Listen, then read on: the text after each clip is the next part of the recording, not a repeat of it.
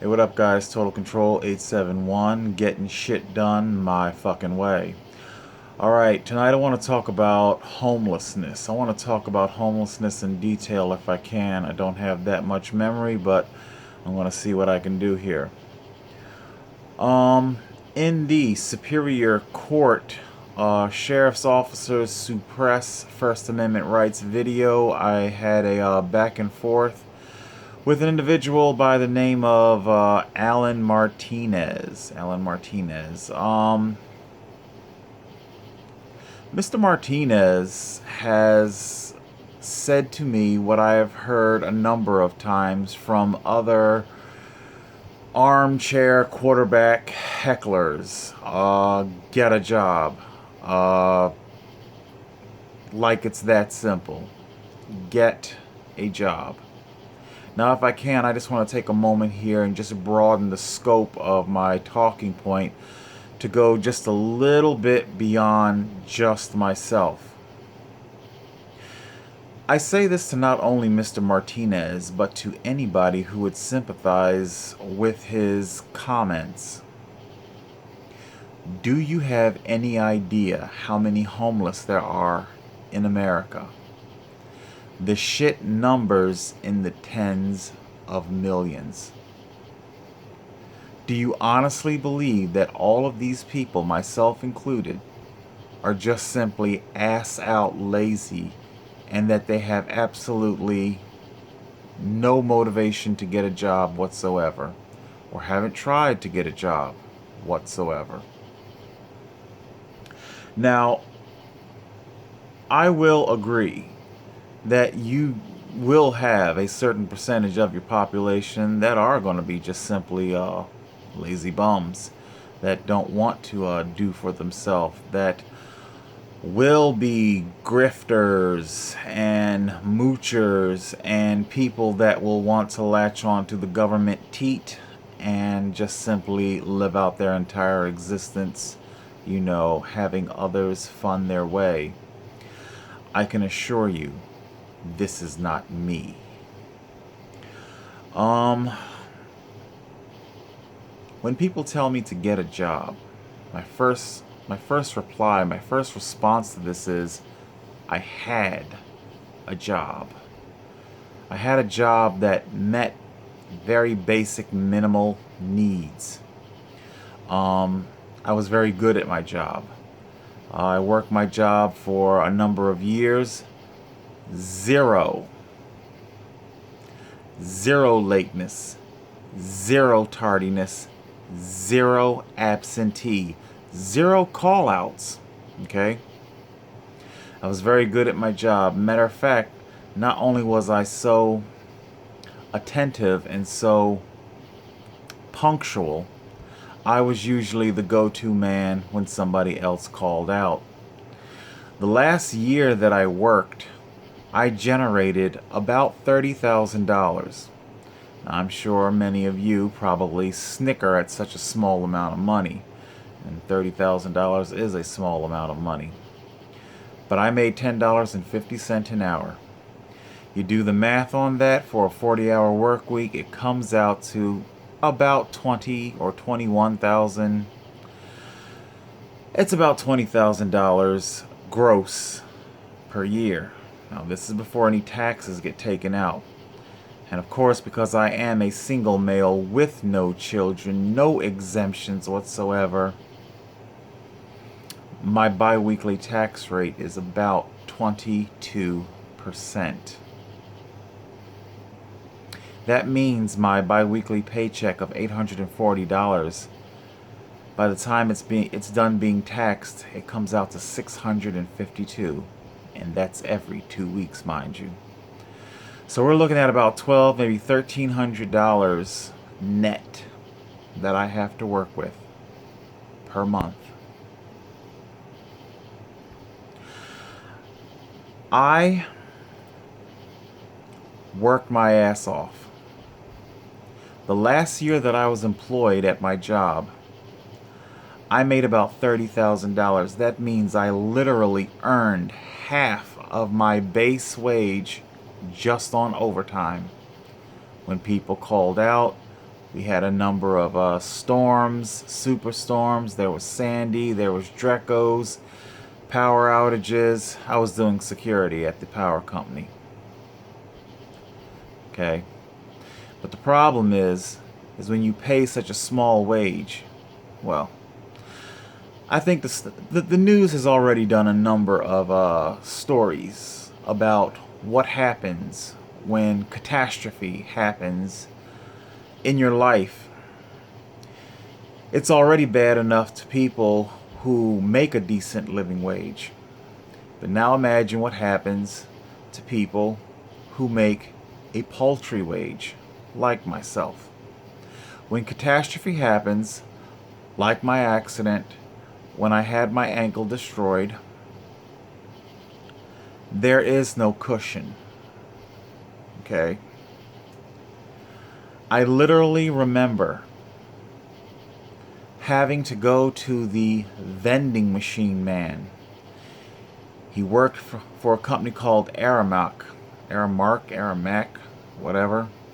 They do a lot of food service companies. As a matter of fact, when I was in jail, I was shocked to find out that they also service the food for the jails.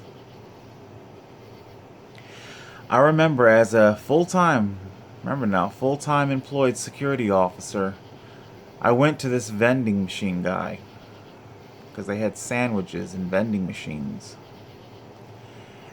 And very sheepishly, swallowing my pride, asking him, because I understand that he can't give me product for free. I understand that. But I asked him, could you please just let me know which of the dumpsters that you put the borderline expired food in? Because my paycheck didn't make it this week. And I'm going to need to fish out one of the sandwiches. A few of the sandwiches. The vending machine man, he did me a solid. When I went on my rounds and I came back to my security desk, there were 2 hoagies waiting for me on my desk. That was very nice of him. I didn't have to go digging into a dumpster so that I could have dinner for the next couple of days. All of this while I was what Republicans would call gainfully employed. Gainfully employed. I see. And of course, this isn't just simply stopping at Republicans' feet. The Democrats definitely share in this catastrophe as well. Let's not forget the fact that my income was taxed into obliteration. All of that WIC, all of that welfare, all of that money that goes to house, feed, provide medical care for everybody. It comes from somewhere. It doesn't just simply magically materialize. It comes from the hard-working man and woman. My taxes. I sat there. Why do you think I had this mental breakdown? You sit there and you watch these fleet of government buses down at the border states collecting all of these illegal aliens. Hold it. Undocumented people. Yes. We have to say it in a very, very nice way. Oh, a very nice way, huh? The gas that went into those buses, paid for by me. When they boarded and were shuttled away to their place of residence, paid for by me. The food they ate and the medical care that they received for themselves and their brood of children. Whether they already had them or was about to shit one out. All paid for by me and people like me. The tax-paying citizens of America. We're the ones that make it all happen. And then enter the Syrian refugees. Oh my God. There's the picture of the little 4-year-old boy laying dead on the beach. Oh my God. An outpouring of liberal heart just bleeding all over the goddamn beach, right next to the little boy's body, right next to his corpse. Yeah, well, I can tell you right now where there's a whole lot more corpses. There are corpses in the streets, behind bins, in tents, people who froze to death this past winter. But of course, there's no national outcry for them.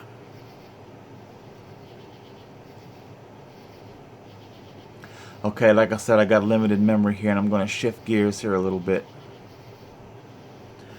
I fully understand that not every last single person that is homeless on the street is there because of innocent means, because of faultless situations like myself.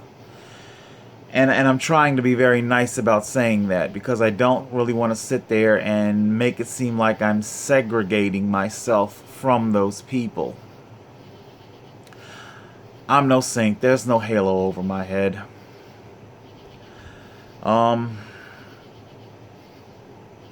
Like I said, I worked hard my entire life. The last year that I worked, I wrapped up with about $30,000 gross. And of course, you take off your taxes and that, you're pretty much down to $20,000. But hey, that's still ahead. Had I have known that I was going to make $30,000 that year, I probably would have gotten an apartment. I probably would have signed a lease. But the problem with such a thing is that the money that I earned, it all came from call-outs and natural disasters. You can't plan on that. You can't bank on that. You can't sign a legally binding document and just simply hope and pray that somebody's going to call out. Hope and pray that the good Lord is going to favor you with an earth-shattering storm to give you massive overtime. That's not practical. That's not logistic. It's not logical. That's what I'm saying.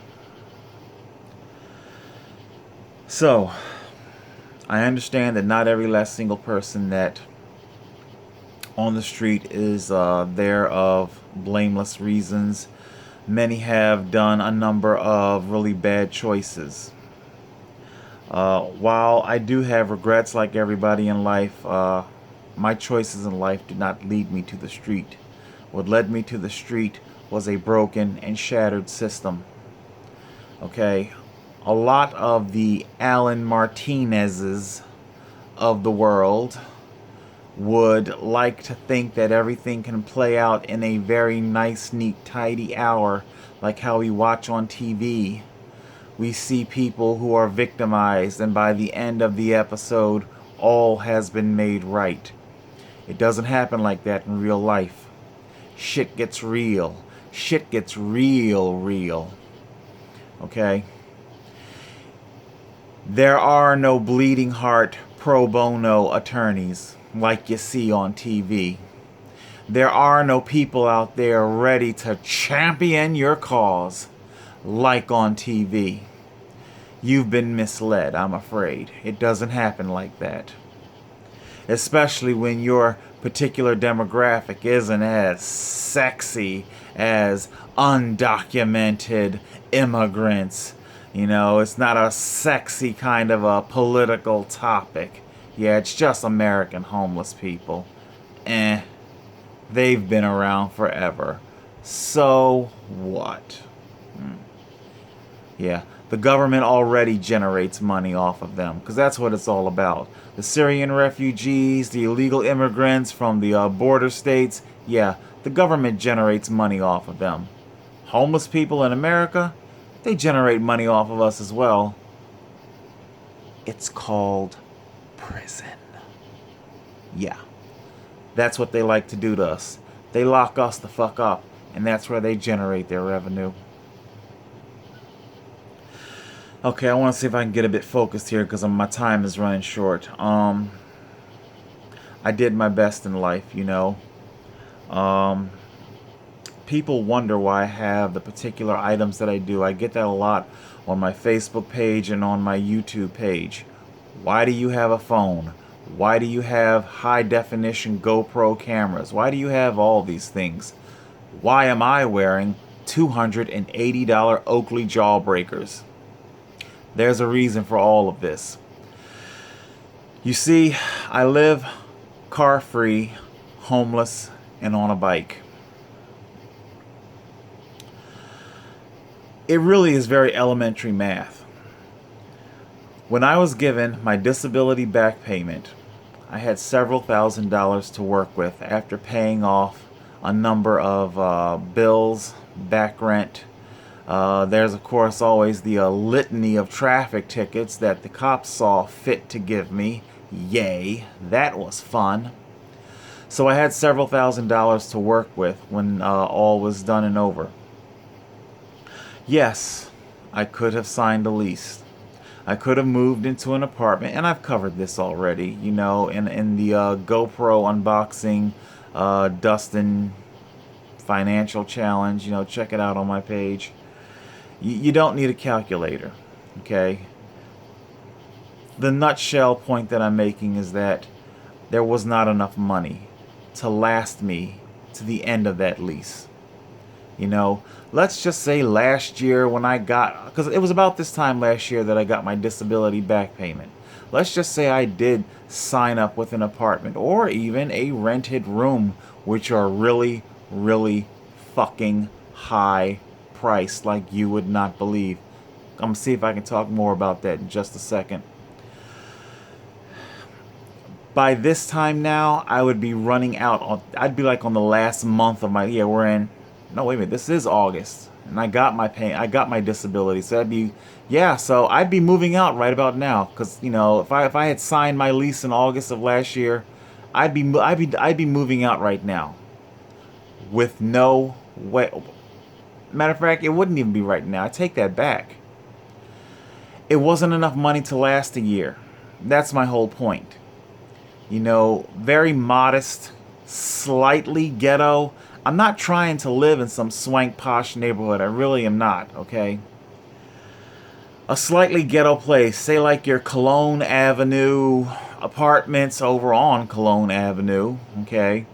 You know, it's a quasi-ghetto setup over there. You know, you're gonna have your thugs in the wife beater, sitting out front. You smell the pot, you smell the drugs, you know. There's always some fucking asshole who wants to walk a goddamn pit bull off of a leash because he just has to show everybody how he can master his animal, and of course that shit never ends well.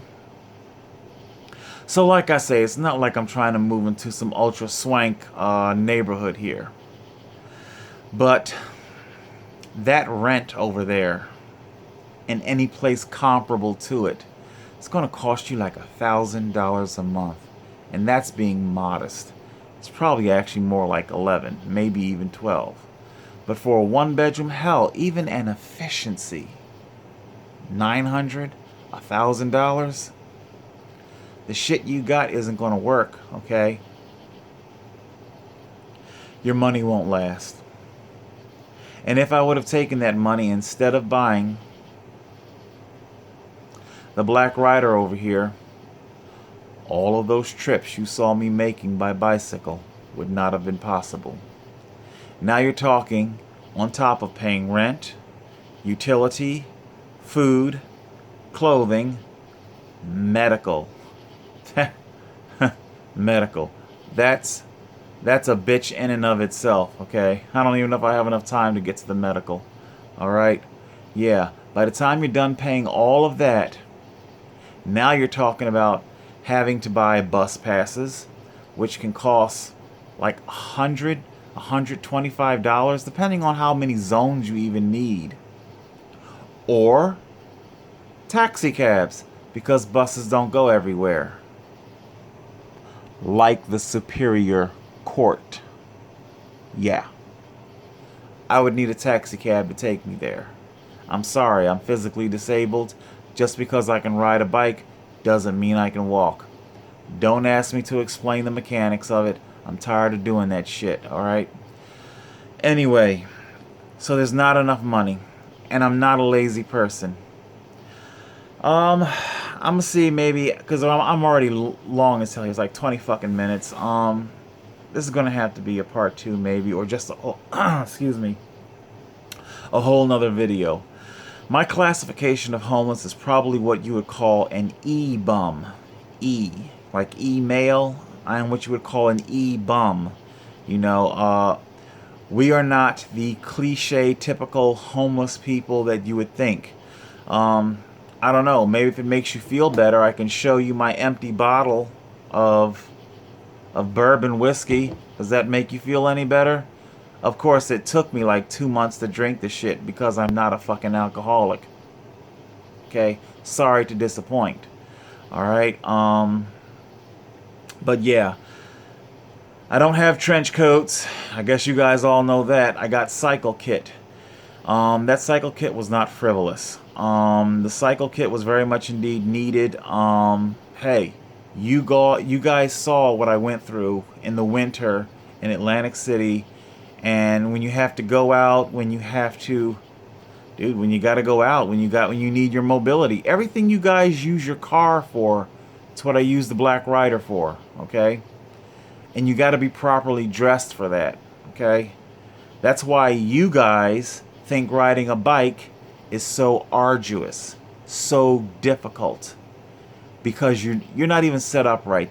Your bikes aren't set up right. What you're wearing isn't right. That's what makes the shit difficult, okay? When you got the correct setup and you got the correct apparel, then guess what?